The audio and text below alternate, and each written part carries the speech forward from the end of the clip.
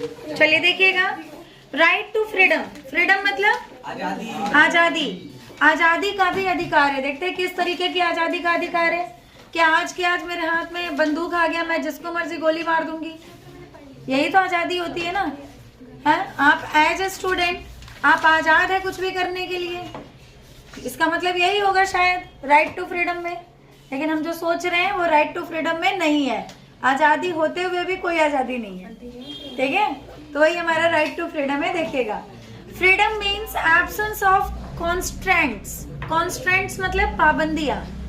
Absence of constraints, किसी तरीके की कोई पाबंदी ना हो, उसको कहते हैं फ्रीडम, आजादी, स्वतंत्रता। In practical life, it means absence of interference in our affairs by others, be it other individual or the government. मतलब कि अगर हम प्रैक्टिकल लाइफ में बात करें तो हमारे लिए आज़ादी का मतलब क्या है? मेरे लिए आज़ादी का मतलब क्या है? मैं पढ़ाऊँ ना पढ़ाऊँ, पैसा आता रहे, बात खत्म, यही मेरी आज़ादी है। कोई टेंशन नहीं, बच्चा पास हो रहा है, बच्चा फेल हो रहा है, बाहर में जाओ, मेरा क्या जा रहा है ना? यही मेरे लिए आज़ादी है। आप एज ए स्टूडेंट, आपके लिए आज़ादी क्या है? मैम ये एग्जाम्स खत्म करा दो दुनिया में से, हमको एग्जाम, हमको टेंशन चाहिए ही नहीं। ना पास होने का टेंशन, ना फेल होने का टेंशन, कोई टेंशन नहीं, कोई पढ़ाई नहीं, कुछ नहीं, है ना? यही आपके लिए आज़ादी है। जो मर्जी खाओ, जहां मर्जी जाओ, जो मर्जी गाली दे दो, यही आपकी आज़ादी है ना? तो ये सब कर रहे हैं, लेकिन हाँ जब मुंह में आ जाता है गाली, सामने वाला दोस्त जब बैंड बजा देता है आपका, तो गाली देने का मन कर जाता है ना। लेकिन फिर एक लगता है कि नहीं, कोई तो हम वो है जो हमको फाउंडेशन है जो हमें रोक रहा है ये बात बोलने से। तो क्या यही आज़ादी है जो हम सोच रहे हैं? तो जो हम सोच रहे हैं वो आज़ादी का मतलब यहाँ पर वो आज़ादी नहीं है।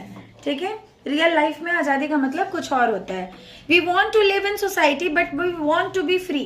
हम एक समाज में रहना चाहते हैं, लेकिन हम सब फ्री फील करना चाहते हैं। हम एकदम फ्री हैं, हम जो मर्जी करें, जैसे मर्जी रहें, कोई हम पे उंगली ना उठाए। ठीक है, We want to do things in the way we want to do them. हम जैसे चाहें वैसे ही उस काम को करें। Others should not dictate us what we should do. दूसरा उसमें उंगली ना करने चला जाए कि हमें कैसे करना है। जैसे अब आपके एग्जाम्स आने वाले हैं, 10th के बोर्ड आएंगे, तो हर एक बंदा अपने अपने हिसाब से आपको समझाएगा, ऐसे मत पढ़, ऐसे कर, ऐसे कर। तो आप क्या चाहेंगे? अरे आप उंगली मत करो, हमें आता है कैसे पढ़ना है।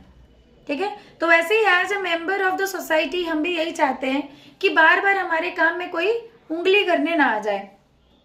So under the Indian constitution all citizen have the rights. इन्हीं सब बातों को ध्यान में रखते हुए भारत के सारे नागरिकों को कुछ राइट्स मिली हुई है।